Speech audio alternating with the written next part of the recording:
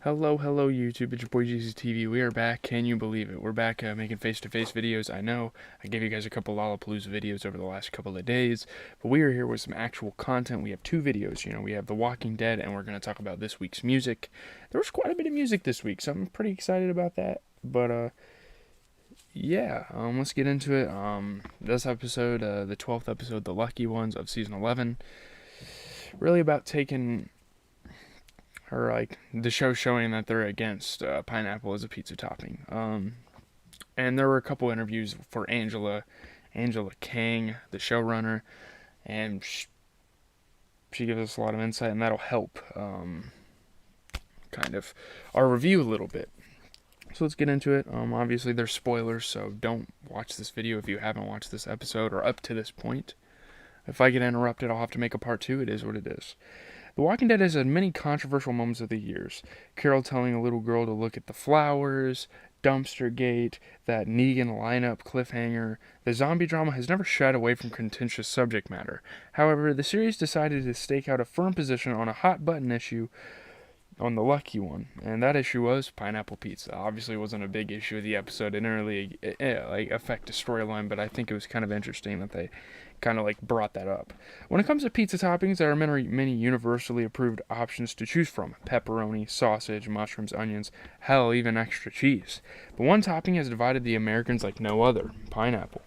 The Walking Dead waded into the heated debate in a scene involving post-apocalyptic bros Ezekiel, played by Carrie Payton, and Jerry, played by Cooper Matthews. As Ezekiel was about to go under for surgery to help treat that nasty cancer tumor that has been plaguing him seemingly forever, Carol informed him that "we'll be here when you wake up," to which Jerry added, "pizza, ice cream, the works." Ezekiel's final words before drifting off into a medicated slumber, like a dying man fighting to get one last breath: No, pineapple, I'm serious, Jerry. Pineapple on pizza makes no sense." Have such scandalous words ever been said on primetime television? They had to reach out to Angela Kang to get her thoughts on this. There's a very divisive topic of pineapple as a pizza topping. It's, disgusting. She didn't write that line. She doesn't agree with it. She kind of agrees. Well, she agrees. She thoroughly agrees. She said, actually, sorry, "It's an abomination. Why mix these two things? I don't understand it. So wrong."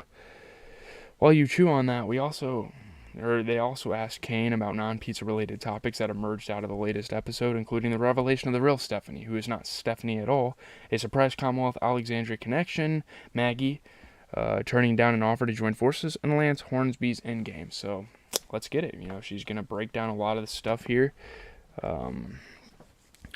This is we're gonna first talk about what happened with Max and how she got swapped out for fake Stephanie Shira. How did it happen on the Commonwealth side of things? So, I think on the Commonwealth side of things, obviously in episode 12, we start off with Max telling a piece of her story. I think that legitimately Max was feeling adrift. She feels like her job doesn't quite express who she is, that feeling that a lot of us have at various points in our lives.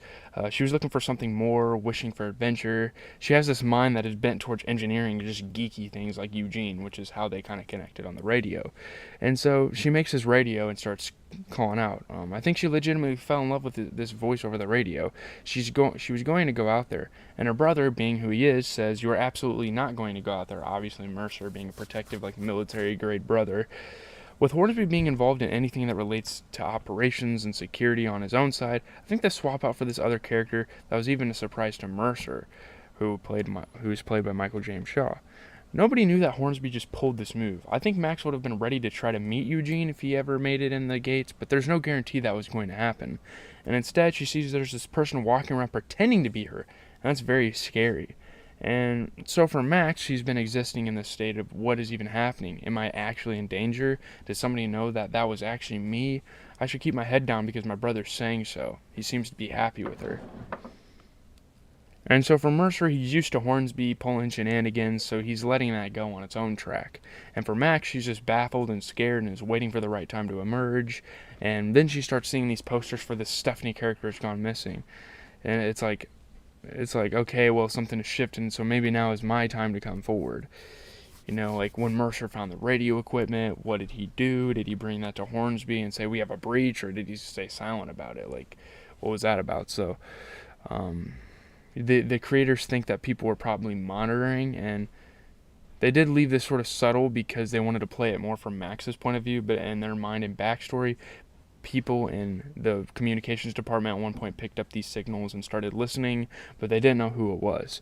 All they knew was that there was a breach, and Hornsby was like, okay, well, we're going to find the right time to find out how, if this ever becomes something more, we're going